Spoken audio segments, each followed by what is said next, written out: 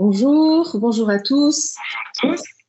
On va se présenter rapidement, Antoine et moi-même. On va laisser le temps aux nouveaux, aux derniers inscrits d'arriver. Je me présente déjà, je m'appelle Anouk, je suis la fondatrice de Réseau.tech. Nous sommes une agence de freelancing, c'est-à-dire que nous accompagnons les gens à s'installer freelance, notamment les ingénieurs. On est plutôt sur des ingénieurs dans le monde de la R&D. On est basé à Toulouse. Et donc, on propose des webinaires toutes les semaines, entièrement gratuits. Vous avez également la rediffusion de ces webinaires, les replays disponibles sur notre chaîne YouTube. S'il y a des sujets d'ailleurs que vous voudriez que nous évoquions, n'hésitez pas à nous les signaler. Aujourd'hui, nous avons Antoine qui nous a rejoint et qui participe à ce webinaire. Antoine est le chef des ventes chez Embark. Embark est une société de portage salarial. Il va se présenter. Nous essayons de faire venir différents intervenants sur les webinaires pour vous donner pas uniquement notre son de cloche et vous donner d'autres opinions et d'autres informations. Donc aujourd'hui, on est sur un sujet particulier, le portage salarial, où on peut se lancer freelance très rapidement tout en étant salarié. Mais Antoine, c'est un spécialiste, il va vous expliquer tout ça. Passe la parole, Antoine. Merci beaucoup, Anouk. Bonjour à tous. Effectivement, moi, je suis donc Antoine Poveda, je suis le directeur commercial de Embark, des matelots d'Embark. Alors moi, je suis physiquement sur Toulouse, mais le gros de notre activité se fait sur Paris. On a une couverture régionale également, avec d'autres bureaux sur l'île Marseille et Lyon. On est des spécialistes du portage, alors qui est un sujet qui est très nébuleux pour beaucoup de gens parce que c'est un sujet qui est un peu technique, mais on se rend compte que quand il est bien expliqué et quand on va à l'essentiel sur des informations importantes, il n'est pas si compliqué que ça et surtout qu'il présente pas mal d'avantages. Notamment pour les nouveaux arrivants sur le marché du freelancing. Donc, ça va être tout le sujet du webinaire. Je vois que Anouk a dégainé, donc on commence. Alors, effectivement, avant de commencer, je vais vous contextualiser un petit peu la solution, comment ça marche, le portage salarial. En fait, c'est assez simple. C'est une des formes d'emploi qui va permettre d'accéder au marché du freelancing en gardant le statut du salarié, mais en ayant cette casquette d'indépendant. Pourquoi ? Parce qu'en fait, le rôle d'une société de portage, ça va être de salarier les personnes qui veulent se lancer en tant que freelance, de facturer leurs prestations à leur place et de transformer cette prestation en fiche de paye dans le cadre soit d'un CDI de portage, soit d'un CDD de portage. Donc, c'est vraiment un double statut, donc un statut de salarié d'un côté, mais tout en gardant toute son indépendance qu'on peut avoir quand on est freelance, puisque vous restez maître de l'organisation de votre carrière professionnelle, vous trouvez vos missions, vous négociez vos conditions tarifaires, vous organisez votre temps de travail, vous êtes complètement autonome. Donc ça, c'était simplement pour poser le point de contexte. Donc effectivement, le portage va présenter un premier gros avantage. Anouk, je te laisse peut-être passer la deuxième slide, qui va être effectivement la facilité pour se lancer. Pourquoi ? Parce que les deux autres statuts qu'il va y avoir pour se lancer sur le marché du freelance, ça va être la micro-entreprise, ou aussi l'auto-entreprise, appelée aussi l'auto-entreprise, et la SASU, le URL, le I, etc. Et ce sont des statuts qui sont, qui présentent aussi leurs avantages, mais qui malheureusement demandent quand même un peu d'organisation pour pouvoir se lancer et pour pouvoir monter les structures. Sur l'auto-entreprise et la micro-entreprise, de façon assez parcimonieuse, on reste quand même sur une entreprise simplifiée, donc les démarches administratives ne sont pas si compliquées que ça, mais il faut quand même s'en occuper. Sur de l'EURL, sur de la SASU, là on monte une entreprise complètement, donc c'est inscription au greffe, c'est du cabis, c'est l'écriture des statuts, etc. Alors que sur du portage salarial, finalement, on va se lancer très rapidement. Nous, pour vous donner un exemple, le process d'onboarding, c'est entre 24 et 48 heures. Donc, c'est-à-dire qu'en 48 heures, vous êtes sous contrat et vous pouvez commencer votre mission. Et surtout, on va s'occuper d'absolument tout pour vous. C'est-à-dire qu'on va s'occuper de la contractualisation avec vos clients, donc la rédaction du contrat de prestation de service, on va s'occuper de la mise en place du contrat de travail, de reverser les différentes cotisations sociales aux différentes instances étatiques pour bénéficier de la protection sociale du salarié. On va s'occuper d'émettre les factures, de faire parfois du recouvrement de factures quand il y a un problème, et parfois même aller jusqu'au litige. Ça peut arriver, ça n'arrive pas souvent, mais ça peut arriver. Il n'y a pas de comptabilité à gérer puisque finalement, c'est la comptabilité de la société de portage. Donc ça nous incombe. C'est pas votre sujet. Vous êtes vraiment focalisé sur une seule chose, c'est trouver vos missions et puis exécuter vos missions. Quand je recompare par rapport à d'autres statuts, la micro, la SASU, il y a tout cet environnement administratif qui incombe le freelance en plus de son activité de freelance. Donc contractualiser, chercher les missions, faire les factures, faire du recouvrement, faire les contrats. Ça peut présenter un point de friction important quand on se lance en tant que freelance. Maintenant, attention, dans le discours que je porte, je ne considère pas que le portage est la meilleure des solutions. Je considère que le portage a ses avantages et des inconvénients. Et la micro-entreprise ou la SASU, c'est pareil. Simplement, je vous mets en exergue les avantages que peut présenter le portage salarial. Je vais rebondir sur ce que tu as dit, Antoine. Alors effectivement, il n'y a pas le statut idéal. Il y a le bon statut par rapport au moment de votre vie. Et justement, Antoine va en parler par rapport à vos conditions. Vous allez voir les avantages que vous apporte le portage. Et si ces avantages-là sont clés pour vous à ce moment-là de votre vie, ce sera le bon choix. Je vous confirme qu'on peut démarrer une mission sous 48 heures en portage salarial. Ça, c'est une réalité. C'est pas que du marketing, hein. On peut dire, je veux démarrer ma mission le mercredi et le lundi, vous avez le contrat et tout. Là, il y a une seule chose que ne fait pas le portage salarial. Vous faites tout, hein, c'est ce que tu disais tout à l'heure, c'est trouver la mission. Voilà, et faire la mission. Oui. Alors complètement, et c'est quelque chose, alors d'autant plus nous chez Embark, c'est quelque chose qu'on ne fera absolument jamais et qu'on ne veut pas faire. Et je pense que c'est pas forcément le rôle d'une société de portage pour une raison très simple, c'est que juridiquement, une société de portage n'a pas le droit d'avoir de lien de subordination avec ses salariés portés, et que quand une société de portage porte un contrat de mission plus un contrat de travail, il y a forcément un lien de subordination qui va se créer, et ce n'est pas du tout son rôle. Donc il y a des intermédiaires comme toi, Anouk, qui s'occupent de ce genre de tâches, et c'est plutôt vers des partenaires comme ça qu'il faut se tourner, et ensuite se tourner vers des solutions comme le portage pour pouvoir être opérationnel rapidement. J'ai mangé ce que je voulais dire. J'avais une autre idée. Je voulais rebondir sur ce que tu disais, Anouk, mais ça va me revenir. Tu parlais des événements de vie. Oui, c'est ça. C'est qu'il y a aussi quelque chose qui est très important de prendre en considération, c'est que il n'y a jamais rien qui est figé dans le temps. Et vous allez exercer, ou vous exercez peut-être déjà dans un monde sur lequel les choses vont très vite. Donc, on parlait de temps pour se mettre sous contrat. Effectivement, souvent, les missions se débouclent très vite et donc, il faut pouvoir suivre la cadence. Mais les projets personnels et la vie des gens, de façon plus globale et générale, évoluent également très vite. Et donc, c'est pas parce qu'on choisit une solution de portage dans un premier temps qu'on est obligé d'y rester. Ça peut s'inscrire dans le long terme, mais donc on est obligé d'y rester. Et même sens sur les autres statuts, la micro-entreprise, c'est très bien, mais il y a un moment donné, il y a des limites, notamment sur le plafond de facturation. Eh bien, peut-être que la solution de portage serait une bonne idée pour après. Mais ça, on verra ça un peu plus loin, de toute façon, sur la présentation. Allez, je passe à la slide suivante, du coup. Exactement. Alors, le deuxième gros avantage que va présenter le portage, je l'ai déjà un petit peu parlé, c'est clairement le statut du salarié.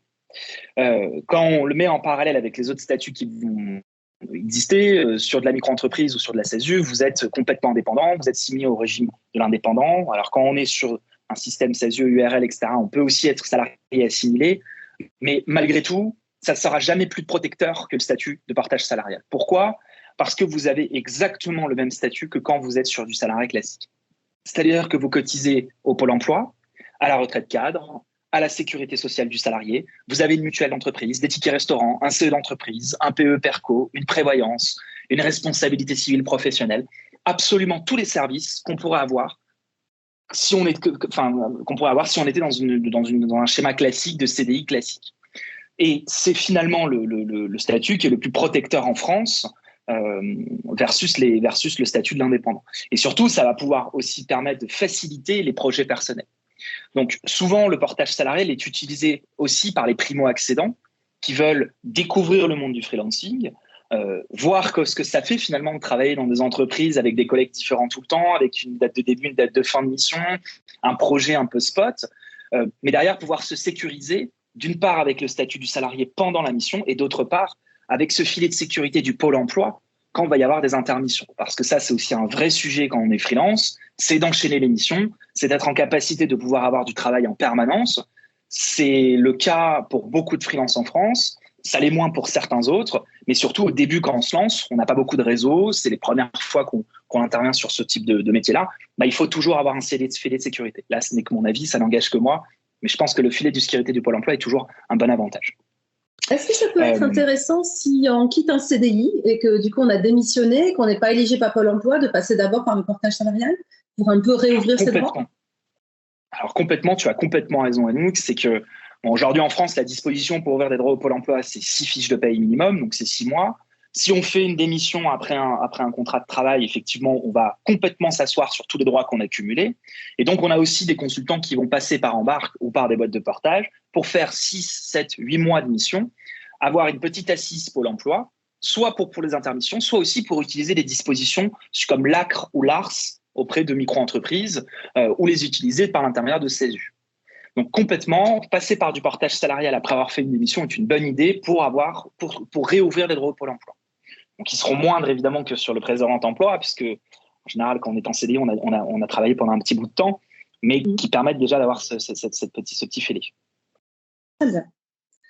Okay.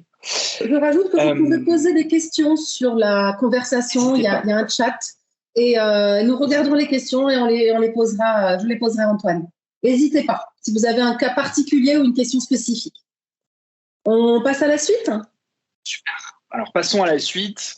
Le troisième grand avantage, effectivement, pareil, j'ai déjà un petit peu abordé le sujet, ça va être le sujet des projets personnels. On sait tous qu'un freelance, c'est un humain comme tout le monde, hein, il a des projets personnels comme tout le monde. Des projets, ça peut être effectivement l'achat immobilier, c'est l'un des plus gros sujets qu'aujourd'hui ont les freelances. Ça peut être aussi la mobilité géographique, déménager, louer un autre appartement. Ça peut être se porter garant pour ses enfants quand eux doivent prendre un appartement. Tous ces projets-là, finalement, ce sont des projets qui gravitent tout autant que les autres salariés autour d'un indépendant.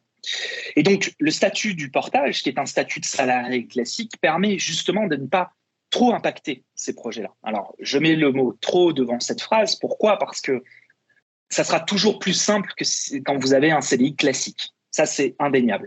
Maintenant, ça sera quand même plus simple en portage que si vous avez un statut de micro-entreprise et indépendant. Donc ça se positionne un peu au milieu. Je vais vous prendre l'exemple du crédit immobilier. Il est plus simple d'accéder au crédit immobilier quand on est sur un statut de portage parce qu'on a des fiches de paye et on a un contrat de travail. Et donc aujourd'hui, le banquier va évidemment regarder tous ces éléments. Évidemment, nous, on fait du lissage de salaire pour pouvoir avoir des fiches de paye toujours au même montant. Il y a une notion qui est très importante en portage salarial, c'est la variation de revenus, puisque comme nous facturons les clients par jour travaillé et qu'il n'y a pas toujours le même nombre de jours ouvrés dans le mois, eh bien, il y a des mois où vous allez travailler 21 jours, des mois où vous allez travailler 18 jours, des mois où vous allez travailler 23 jours.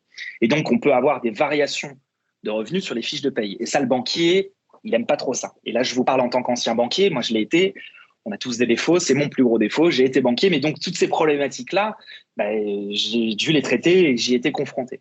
Et donc, ce qu'on fait, c'est que nous lissons les salaires. C'est-à-dire que nous versons toujours le même montant au salarié pendant qu'il est en train d'étudier son projet immobilier pour pouvoir ne pas avoir de variation de revenus et pour pas que le banquier ait le sentiment qu'il y a du variable dans sa rémunération. Maintenant, les banquiers en tout cas, se rendent compte de plus en plus et comprennent de plus en plus quel est le sous-jacent d'un contrat de portage salarial. Donc, c'est un contrat de prestation de service avec évidemment une date de début, une date de fin. Donc, tout ça est une question aussi de savoir présenter aux différentes parties prenantes la solution du portage. Nous, ce qu'on fait, c'est qu'on donne effectivement les fiches de paye, les contrats de travail et on fait une attestation comme quoi les personnes ne sont plus en période d'essai chez nous. On a aussi tissé des partenariats avec des experts en immobilier comme Préto, un partenaire avec lequel nous travaillons depuis maintenant 6 à 8 mois, qui vous permettent d'accéder, de faciliter l'accès au crédit immobilier. Mais là où je veux en venir, c'est que le fait d'avoir un statut de salarié et d'avoir des fiches de paye vous permettra de passer sur le process salarié, notamment chez une banque ou même chez un agent immobilier ou autre, ou pour la mobilité géographique.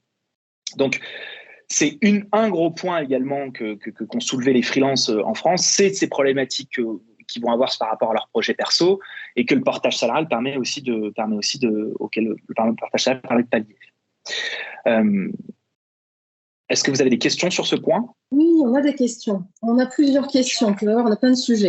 Il y a une première question. Est-ce que ça vous arrive de porter des gens qui sont en SASU, qui ont déjà leur société en parallèle ?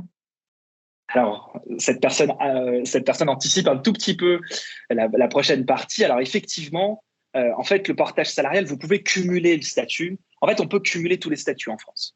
Donc, les statuts, c'est quoi ? Ça va être une SASU du portage, ça va être une micro du portage, ça va être un CDI classique du portage salarial. Il n'y a aucun sujet. La seule contrainte qu'on a, c'est qu'on ne peut pas facturer la même mission avec une SASU et du portage salarial. Ça, c'est impossible à faire.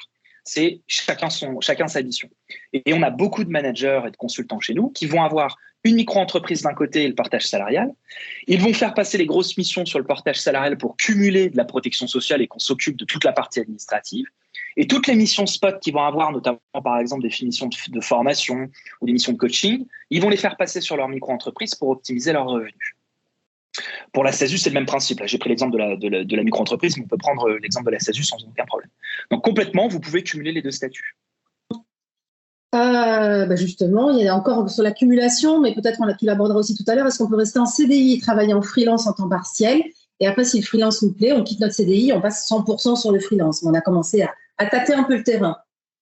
Donc, est-ce qu'on peut rester en CDI, travailler en freelance en portage salarial? Alors, sans aucun sujet, la seule chose qu'il faudra regarder, c'est dans le contrat de travail que vous avez actuellement, est-ce que vous avez la possibilité de pouvoir le faire? Il y a parfois des clauses dans les contrats de travail qui vous interdisent de pouvoir travailler pour un autre employeur. Si c'est le cas, là, ça marchera pas. Mais ça, c'est complètement possible. Et donc, du coup, ça m'amène aussi une autre idée, j'y pense, c'est que parfois, on a aussi des salariés qui vont faire l'inverse. C'est-à-dire qu'ils vont utiliser le portage salarial pour faire une mission en freelance chez un client pour de la pré-embauche, pour tester finalement la mission, le client, voir comment ça se passe. Et si effectivement, si ça se passe bien, passer après en interne. D'accord. Je rajoute que par exemple, ça peut être bien quand on est en CDI d'être freelance en portage salarial pour aller par exemple faire de l'audit ou faire de la formation. C'est tout à fait cumulable avec un quasi-temps plein, ce type d'activité. Vous prenez juste peut-être un petit peu quelques jours de congé pour faire cela. Par contre, effectivement, il faut en parler à son employeur et vous pouvez avoir l'employeur qui refuse que vous travaillez ailleurs. Ou alors, il peut accepter si vous lui dites clairement c'est uniquement de l'audit ou uniquement de la formation. Vous pouvez aussi avoir des clauses, en plus de l'exclusivité de travailler pour un employeur, mais des clauses aussi d'exclusivité. Vous n'avez pas le droit de faire de la concurrence. Donc, si par exemple, votre métier, par contre, c'est de faire de l'audit, la plupart du temps, il vous interdira d'aller vendre vos prestations de votre côté pour aller faire l'audit et faire exactement la même chose parce que là, c'est même pas que vous avez un deuxième employeur, c'est que vous êtes directement en concurrence avec votre employeur actuel. Votre propre employeur. On a encore plein de questions. Bonjour, est-ce que vous gérez des contrats avec des sociétés étrangères? Donc, est-ce que tu peux contractualiser avec une boîte ailleurs en Europe ou aux États-Unis pour un freelance? Complètement. Alors ça pose aucun problème. Alors, évidemment, là, la boîte de portage a aussi un vrai rôle. Ça va être la veille juridique. Puisqu'en fait, le fait de contractualiser avec une boîte qui est à l'étranger, c'est une société comme une autre, sauf que on n'est pas soumis tous aux mêmes règles. La personne qui va intervenir sur le territoire français est quand même soumise aux règles du travail en France. Donc, il faut que le contrat de prestation de service aussi retransmette bien cette notion-là. Donc, à ce moment-là, notre rôle, ça va être de faire de la veille juridique, de relire le contrat et d'être sûr que dans le contrat, il n'y ait pas de clause qui soit abusive, notamment pour le freelance, dans la responsabilité qu'il pourrait avoir sur l'exécution de la mission. Donc, on peut contractualiser l'étranger. Il y a juste un point qui est important, c'est que la facturation qui va se faire sur des sociétés étrangères se fera de toute façon en euros. Et on doit être payé en euros parce que nous, on doit payer des cotisations sociales et que les problématiques de change ne peuvent pas être absorbées ou gérées par une société de portage, partant du principe que de l'autre côté, les cotisations sociales, c'est toujours les mêmes montants et ça ne variera pas. Ça, c'est un point très important. Moi, j'ai travaillé avec des boîtes américaines qui ne voulaient payer qu'en US dollars. Et effectivement, c'est très compliqué parce que tous les mois, on est payé, le montant qui arrive est différent. Donc, on a dû s'adapter avec le freelance. Il avait sa propre structure, mais c'est vrai que je comprends que les sociétés de portage ne puissent pas gérer ça. Pas gérer ça. Après, pour étendre un peu le sujet, on a aussi, nous, des consultants qui contractualisent avec des clients qui sont en France, mais par contre, qui travaillent à l'étranger.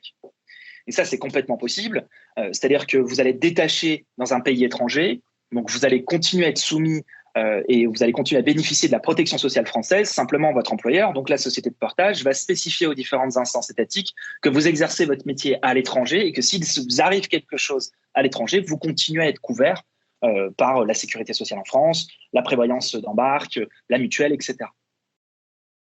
Donc, c'est une bonne façon d'aller travailler à Bali pour un client français tout en ayant la sécu, etc.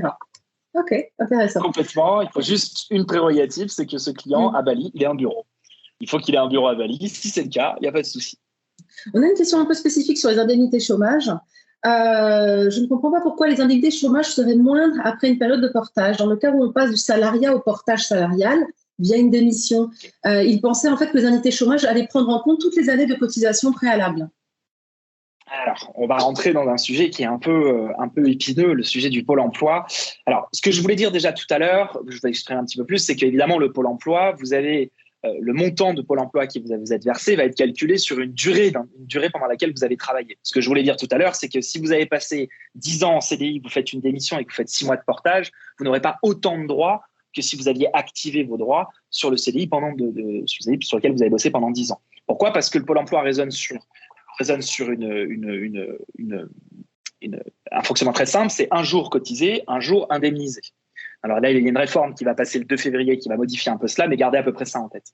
Ce qui fait que quand je voulais dire vous allez toucher moins de droits, le montant, ça ne change pas, parce que de toute façon, c'est calculé sur des cumuls de brut et sur le brut que vous avez touché. Par contre, ça sera la durée d'indemnisation qui va être impactée. Maintenant, effectivement, je crois que c'est Aurélien qui a posé la question.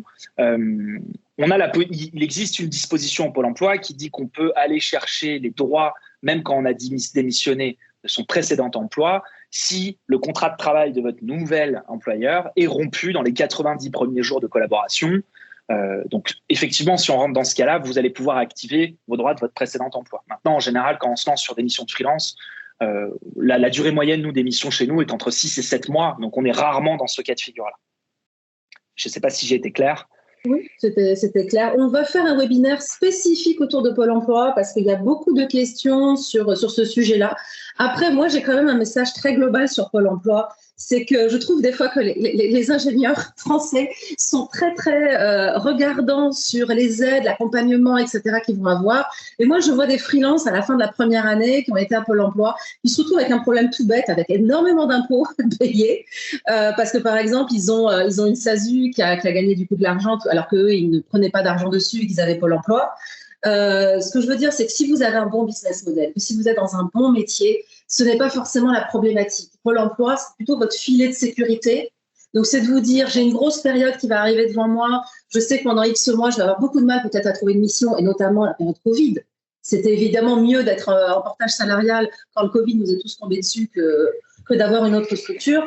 Par contre, ce n'est pas forcément la donnée clé et c'est pas ça qui va faire le succès de vous en tant que freelance. Donc, des fois, prenez plutôt à cœur d'aller chercher des missions, d'aller chercher des sujets et de dépenser votre énergie là-dedans que d'aller chercher des pouillèmes à Pôle emploi et de faire énormément de démarches. Voyez-le plutôt comme un filet de sécurité qui est ce que globalement vous apporte le portage salarial. Je ne sais pas si tu me rejoins. Complètement, Anouk. Alors, je suis complètement d'accord avec toi. Nous, on n'incite pas les gens à aller s'inscrire au Pôle emploi, évidemment. On incite les gens à aller travailler et pouvoir exercer leur métier et ce qu'ils aiment. Maintenant, effectivement, le Pôle emploi est un filet de sécurité, mais ce qu'il faut prendre en considération, c'est le contexte dans lequel aujourd'hui est le Pôle emploi. Le sens de l'histoire aujourd'hui sur le Pôle emploi, c'est que de plus en plus, on va avoir des mesures qui vont être drastiques pour aller le chercher, avec des durées d'indemnisation qui vont être réduites. C'est l'objet de la réforme du 2 février avec le Pôle emploi, c'est que les durées d'indemnisation vont être réduites maintenant, parce que le système social français en coûte cher. C'est pas un avis personnel, c'est un constat que je fais, et donc du coup, forcément, à un moment donné, les choses vont de plus en plus être compliquées pour aller chercher ce filet de sécurité-là, malgré qu'il existera toujours et que le portage salarial vous permet effectivement de pouvoir aller le chercher. On passe à la suite, du coup ? Oui, avec plaisir. Alors, on en a déjà un peu. Alors non, du coup, ouais. Alors, le long terme avec le portage salarial. Non, pas du tout. Non, mais je vais rebondir là-dessus parce que de toute façon, sur le cumul des statuts, on en a déjà un petit peu parlé et j'aurais pas grand-chose d'autre à rajouter. Mais là, effectivement, c'est une question qui est un peu plus large. La question qui est posée, c'est de savoir si le portage salarial, c'est viable à long terme. Je vais vous faire une réponse de Normand. Oui et non. C'est-à-dire que ça va dépendre un petit peu de ce que vous cherchez. Évidemment que le système du portage salarial est viable à long terme. On a des freelances chez nous, ça fait 6 ans qu'ils sont chez nous. Ils ont été là à la création d'Embark et mordicus, ils resteront chez nous parce qu'ils se sentent bien et parce que le système leur correspond bien. Ça, c'est leur choix. Donc, à long terme, c'est complètement viable. Maintenant, la question qu'il faut se poser, c'est qu'est-ce que vous cherchez ? Et on est très clair là-dessus, le portage salarial, c'est une solution sur laquelle vous avez beaucoup de cotisations sociales. Vous avez une restitution nette qui est à peu près de 50%, c'est-à-dire qu'entre votre TJM, votre taux journalier moyen et votre salaire net, il y a 50% de cotisations sociales au milieu. Donc, le pendant, c'est évidemment la protection sociale. Mais je prends l'exemple d'un développeur ou même d'un freelance qui est sur le marché depuis longtemps, qui trouve des missions extrêmement rapidement, qui n'a pas de sujet de précarité sur lequel l'organisation est calée, etc. Est-ce que ce serait pertinent de continuer à faire du portage salarial ? Je ne sais pas, je n'atteste pas j'aimais pas d'avis, mais c'est une question qui mérite d'être posée. Donc, moi, je pense que continuer le portage salarial, c'est une phobie administrative. si on n'aime pas gérer ces choses-là. Et puis, on en parlait dans le webinaire la semaine dernière, être freelance, c'est être un homme orchestre. Donc, il faut bien se dire quand même que, surtout quand vous vous lancez, vous allez devoir gérer votre commerce, trouver des missions, gérer votre administratif, le fisc, votre protection sociale. Ça fait peut-être beaucoup de choses des fois à gérer tout de suite. Gérer d'un coup. Voilà. Et si vous êtes quelqu'un qui est très investi dans vos missions, plus que vous vous formez en parallèle, faut peut-être pas mettre trop sur votre dos. Et le petit pouillem que vous pourriez aller chercher, l'optimisation que vous pourriez trouver dans d'autres structures, ne vaut peut-être pas la chandelle, et en tout cas votre santé. Et on peut faire aussi de l'optimisation fiscale d'ailleurs sur le portage salarial. Sur du portage salarial, effectivement, il y a des possibilités d'optimisation fiscale, notamment avec des solutions comme le PE Perco et les tickets restaurants et les frais professionnels. Bon, les frais professionnels en un pendant, c'est l'engagement des frais professionnels, évidemment. Les loyaux fiscaux seront de toute façon beaucoup plus intéressants sur des structures comme la SASU ou le URL. L'objectif du portage, ça va plus de compenser des coûts que le consultant va engager pour la bonne exécution de sa mission, plus que de faire l'optimisation fiscale à proprement parler du terme. Mais c'est surtout, il y a aussi une notion qui est importante, je reviens sur la question de viable à long terme, c'est que c'est pas parce qu'on prend une décision d'arrêter le portage qu'on n'y reviendra pas un jour. On a parlé des projets personnels, on peut faire du portage, arrêter le portage, revenir sur du portage pour aller chercher un crédit immobilier, revenir après sur de la SASU sans forcément clôturer sa SASU à chaque fois. Donc c'est plus que c'est des solutions flexibles et que vous allez piquer dans des solutions qui s'adaptent au mieux dans votre vie de freelance au moment où vous le faites. Je suis complètement d'accord avec toi, Anouk. Moi, je pense que pour se lancer, c'est toujours une bonne solution parce qu'on a beaucoup de choses à gérer, beaucoup de nouvelles choses à devoir apprendre. Donc, c'est bien de le commencer comme ça. Après, pour la suite, une fois que les choses sont calées, partir sur de la CO aux yeux de la micro, ça me choque pas du tout. Et en l'occurrence, on le fait avec plaisir, nous, d'intervenir au moins du moins au début pour lancer les gens dans la vie de freelance, quoi. Moi, j'ai une question. Est-ce que vous êtes certifié Calliope? Non. Tous les sujets de formation, c'est des sujets qu'on traite assez peu. Pour une raison très simple, et ça, c'est un élément important aussi à avoir, c'est que le portage salarial a de l'intérêt quand on a quand même des missions longues. Quand je dis longue, c'est-à-dire au moins de plus de 3 mois avec du temps plein. Pourquoi ? Parce que comme il y a des grosses cotisations sociales en face, c'est pour cumuler de la protection sociale. Et sur de la formation, on est souvent sur des missions assez ponctuelles, avec des volumes qui sont assez courts. Et donc, du coup, on va payer beaucoup de cotisations sociales pour pas beaucoup de protection sociale. Et donc, il y a un rendu à un net qui n'est pas très intéressant. Donc, c'est pour ça qu'en général, sur de la formation, le conseil qu'on porte, c'est de partir sur de la micro-entreprise ou de la SASU, plutôt de la micro-entreprise. Maintenant, on peut le faire aussi de façon spot et de façon ponctuelle avec certains de nos consultants pour les dépanner. Mais la certification Calliope, du coup, n'a pas de sens pour nous et c'est pour ça qu'on ne l'a pas passé. Est-ce qu'on peut basculer entre le portage salarial et la micro-entreprise, notamment pour éviter de dépasser le plafond sur une année ? Oui, complètement. Le plafond de la micro-entreprise est à 70 000 €, grosso modo. Donc forcément, quand on est sur des TJM, par exemple, à 500 € par mois, eh bien, on a 7 mois devant nous pour pouvoir atteindre le plafond de la micro. Et donc, on a des consultants qui vont intervenir avec nous pendant 3-4 mois, juste le temps de finir leur mission et de pouvoir réinitialiser leur plafond et pouvoir ensuite partir sur d'autres missions. Et en fait, ils alternent entre le portage et la micro-entreprise. Donc, nous, on rompt les contrats à chaque fois pour ne pas laisser les contrats ouverts. Ça n'a pas de sens de laisser les contrats ouverts. Eux, par contre, gardent leur micro-entreprise tout le temps ouverte. Mais on a aussi la problématique des gens qui ne veulent pas déplacer le plafond de 33 000 € pour la TVA et de ne pas avoir à gérer ces sujets de TVA. Alors, c'est un peu plus à la marge, mais j'en ai notamment 2 en tête qui systématiquement passent par mois à partir de plus de 33 000 € parce qu'ils ne veulent pas gérer ces problématiques de TVA. Tu parlais de TJM. Est-ce qu'il y a des limitations en termes de TJM qu'on peut vendre ? Est-ce qu'il y a des limitations en termes de salaire, à la hausse comme à la baisse ? Est-ce que si on a un gros TJM, le portage salarial n'est pas la solution ? Est-ce qu'on a, si on a un petit TJM, je pense par exemple à des techniciens ou des Bac plus 2 qui n'ont pas le même TJM qu'un Bac plus 5, est-ce qu'on peut aussi faire du portage salarial ? Alors, en termes de TJM, effectivement, on a un TJM plancher qui va être à 250 € par jour. Donc, je vais le vulgariser un peu plus.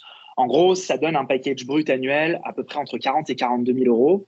Pourquoi ? Parce qu'en fait, en dessous de cette rémunération-là, la convention collective du portage nous interdit de porter les personnes qui sont en dessous. En fait, ils ont un peu stratifié les choses. Donc, du coup, déjà, quand on est en dessous d'une rémunération de cet ordre-là, le portage salarial n'est pas possible, du moins pour être en temps plein.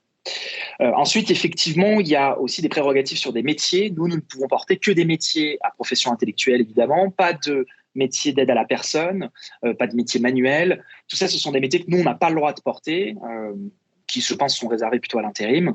Et je pense que mes confrères dans l'intérim ont dû pousser aussi dans cette direction-là. Mais il y a aussi une problématique forcément de responsabilité civile professionnelle. Quand vous êtes chez moi, vous êtes protégé par ma responsabilité civile professionnelle, et les responsabilités civiles professionnelles en portage ne couvrent pas ces types de métiers-là.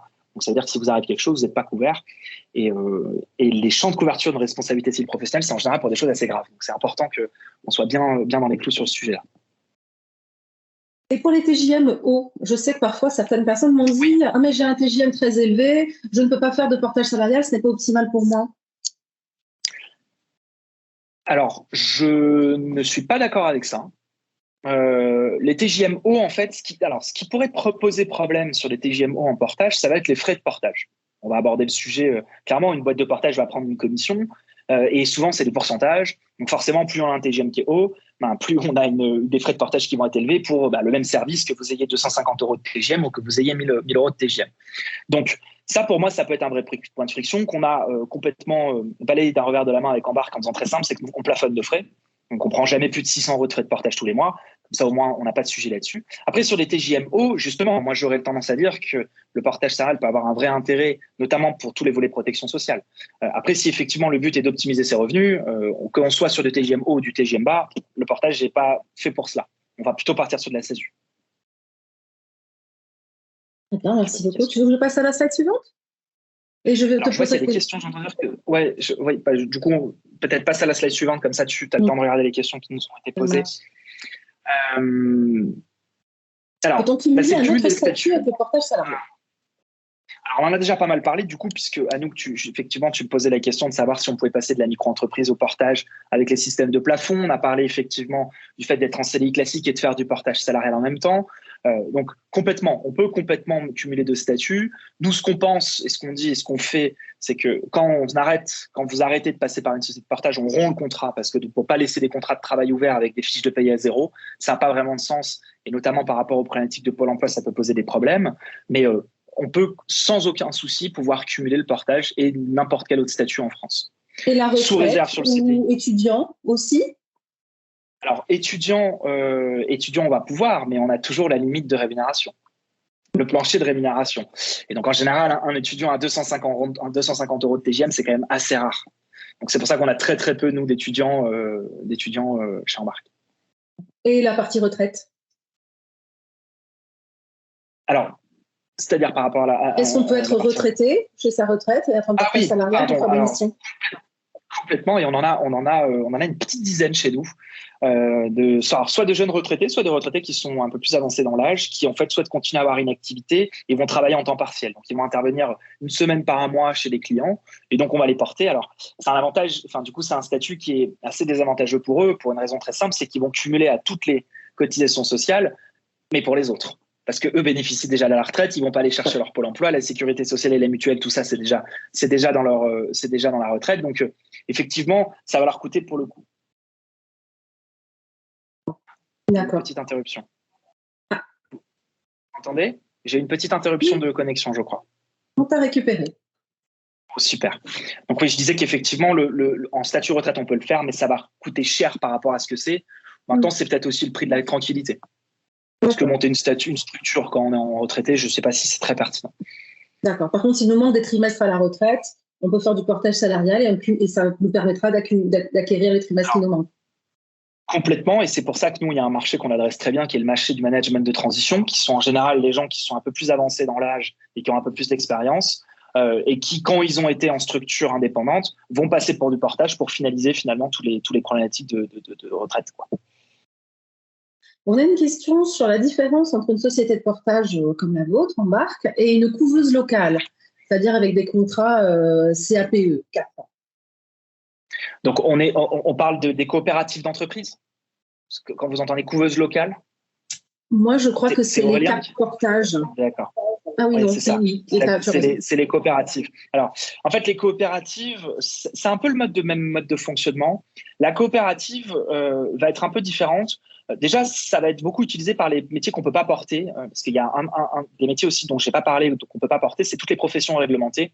Je pense notamment aux agents immobiliers. Ça, c'est des choses qu'on fait assez rarement, parce qu'il y a aussi beaucoup de variables sur de l'agent immobilier. Donc, le plancher de rémunération est difficile à atteindre, c'est un peu compliqué à gérer. Et donc, la coopérative d'entreprise, vous allez être plus, en fait, vous allez travailler en commun sur soit une même expertise métier, soit sur un même projet. En tout cas, moi, c'est ce que j'en avais compris quand j'en ai pris connaissance. Et effectivement, après, la coopérative va vous faire des fiches de paye comme société de partage. Mais il me semble que ça aussi, en termes de coût, c'est un petit peu plus élevé parce que vous participez au coût de structure de la vie commune dans la coopérative d'entreprise. Donc, la différence de fonctionnement, il n'y en a pas vraiment. C'est exactement les mêmes et vous avez à peu près les mêmes statuts, mais ça va surtout dépendre du type de métier que vous allez faire et de quel type de projet vous allez avoir. Il y a beaucoup de coopératives aussi chez les développeurs. Il y a des développeurs qui vont monter des coopératives pour se cumuler ensemble, pour pouvoir faire des projets communs et pour éviter d'avoir 50 structures micro-entreprises en dessous d'une société pour travailler avec elles. Très bien. On a une question sur la formation que vous pouvez apporter, sur des éléments hors technique de la mission, la communication, la prospection, bien gérer son administratif, les aspects juridiques peut-être du contrat. Est-ce que ça, c'est des choses que vous proposez? Est-ce que vous favorisez aussi la création d'une sorte de réseau interne entre les différents freelances qui travaillent avec vous, qui sont portés par vous? Alors, c'est trois gros sujets qui viennent d'être abordés. Alors effectivement, déjà, je vais rebondir assez simplement sur tout ce qui est aide à la prospection, etc. Sophie Lacarrière chez nous, qui est notre responsable market, organise énormément de webinaires sur ces sujets-là parce que c'est des problématiques qui gravitent effectivement autour des freelances. Et donc, on essaye d'aborder le sujet, d'amener notre patte et des intervenants qui vont pouvoir vous donner des éléments de langage là-dessus. Pour autant, Embark garde une indépendance vraiment absolument totale là-dessus parce que c'est le rôle d'un freelance de réussir à prospecter ses clients. Donc, on amène du contenu, mais on ne donne pas de conseils en direct, on ne donne pas de solutions, on ne met pas en place de solutions pour que ce soit le cas. Ça, c'est vraiment le rôle du freelance. Après, sur tout le sujet formation, évidemment, une société de portage a un budget formation comme tout c'était en France, avec des OPCO sur lesquels vous pouvez demander une participation. Donc, soit vous trouvez des formations par l'intérieur du catalogue de formation qu'Embark va vous proposer, par l'intérieur de son organisme de formation. Et donc, ce sont des formations qui sont gratuites puisque c'est financé par notre budget formation. Soit trouver une formation de votre fait, demander un devis et le transmettre à la société de portage pour qu'elle puisse voir si une prise en charge est possible sur notre budget formation à hauteur de 50, 20%, 30%, 100%. Ça va dépendre un peu des formations qui sont trouvées. Sur la communauté, effectivement, nous, on essaie d'animer énormément notre communauté.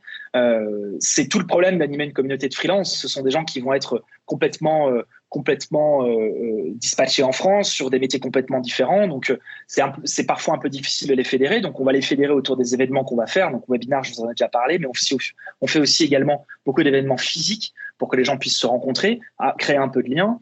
Et surtout, on essaie d'animer un Slack qui va permettre de demander des expertises métiers et qui est ouvert à tous les freelances qui sont chez nous pour qu'ils puissent échanger sur leurs différentes problématiques. Bien, on passe à une question suivante. Super. Allez, ah ben non, on est arrivé presque à la fin, pardon. Qu'est-ce que je voulais dire? Moi, je voulais rajouter quelque chose sur la partie chercher une mission. On a justement dans notre prochain webinaire, le 17 février, un webinaire, le dernier webinaire de Karim a eu énormément de succès. C'est un webinaire qui ne vous parlera ni des statuts ni rien, qui est ouvert à tout le monde, que vous soyez un portage salarial, en SASU, un entrepreneur. C'est justement des conseils pour trouver votre prochaine mission. C'est du réseau, du réseau, du réseau. C'est très orienté autour du fameux marché caché, parce que autant le marché de l'emploi est un marché extrêmement visible, autant le marché de la mission pour freelance est un marché caché. Et comment aller le trouver? Donc, si c'est un sujet qui vous intéresse. Et on a aussi prévu la semaine prochaine, ça va tourner autour de l'entretien, parce que l'entretien pour une mission est complètement différent de l'entretien pour un CDI. Et donc, il y a des points particuliers, désolé, il y a du bruit autour de moi, des points particuliers à aborder. Il faut avoir une posture différente. Et parfois, les freelances n'ont pas encore bien saisi la différence. Et le 24 février, vous aurez des témoignages en live d'ingénieurs freelance. Là, on aura des personnes très seniors, c'est-à-dire qui sont depuis plus de 5 ans freelance, voire 10 ans pour certains, qui sont très bavards d'ailleurs. Vous pourrez poser plein de questions. Et on en a un sur notre page YouTube avec les témoignages de freelance qui se sont installés récemment D'ailleurs, près de la moitié de ce webinaire sont des gens en portage salarial. Donc, ils vont vous parler en fait de pourquoi ils ont choisi le portage salarial. Vous aurez des témoignages réels de gens qui se sont installés il y a moins d'un an. Voilà. Et après, on en a un spécifique sur les marques, acheter son nom de domaine, utiliser des images, toutes les arnaques aussi qu'il y a autour de ça, des avocats qui vous contactent, etc. Il faut connaître ces sujets-là. Et vous pouvez continuer à poser des questions. Et sinon, moi, je vous montre cette slide. Si tu peux dire un petit peu de quoi il s'agit. Vous avez des QR codes. Bien sûr. Bien sûr, il est évident que là, on n'a fait qu'une petite présentation des spécificités du portage. J'essaie de faire quelque chose d'assez large, mais en même temps d'assez précis pour pouvoir vous donner tous les éléments. Chaque situation de chaque personne est différente. Donc évidemment, vous allez avoir mes coordonnées pour prendre rendez-vous avec moi si vous voulez qu'on aborde des sujets un peu plus personnels et pouvoir faire des simulations de revenus un peu plus affinées. On a également un simulateur qui est sur notre site internet pour que vous ayez déjà un ordre d'idée de la restitution que vous pouvez avoir sur les propositions qui vous ont faites ou simplement commencer à raisonner. Évidemment, si vous posez des questions, je vous incite plutôt à ce qu'on prenne rendez-vous. Ce rendez-vous a vertu simplement à faire le point sur votre situation, vous expliquer un peu plus en profondeur avec votre situation, comment ça va fonctionner au quotidien, et puis d'affiner les simulations pour vous faire des calculs de rémunération précises et exacts. Voilà, pour avoir quelque chose de plus personnalisé. Un sujet dont on n'a pas beaucoup parlé, mais peut-être pour terminer, parce que c'est une question qu'on nous pose très souvent. Quels sont les frais que l'on peut passer en portage salarial? Alors, les frais qu'on peut faire passer vont être les frais que vous allez engager pour la bonne exécution de votre mission. Je ne vais pas expliquer le montage fiscal maintenant, mais c'est vrai que le montage fiscal a un pendant qui est un cadre URSSAF qui peut être parfois un peu rigide. Donc, en fait, il y a des items qui sont bien définis par l'URSSAF avec des règles à respecter. Ça peut aller des frais de transport, donc de l'indemnité kilométrique au pass Navigo à Paris ou pass Pastel, je crois, à Toulouse.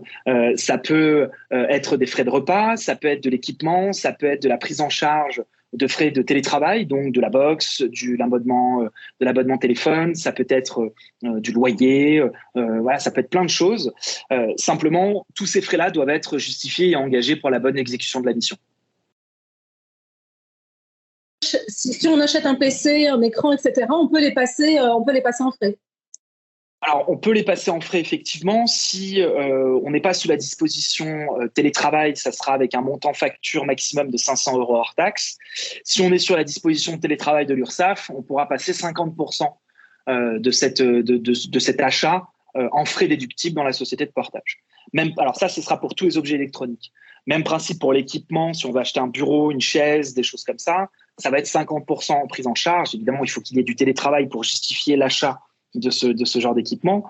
Pour les indemnités kilométriques, on va passer sur un barème URSSAF en fonction du prix au kilomètre. Enfin, voilà. Je ne vais pas tout vous détailler maintenant parce que ce serait vous faire on repart pour 1 heure, hein, en gros, 45 minutes, hein, parce que le cadre URSSAF, il est un peu dense. Et c'est des sujets, évidemment, qu'on aborde à chaque fois qu'on fait des calls avec nos freelances, faire le point pour pouvoir voir comment on peut optimiser ces frais qui sont engagés.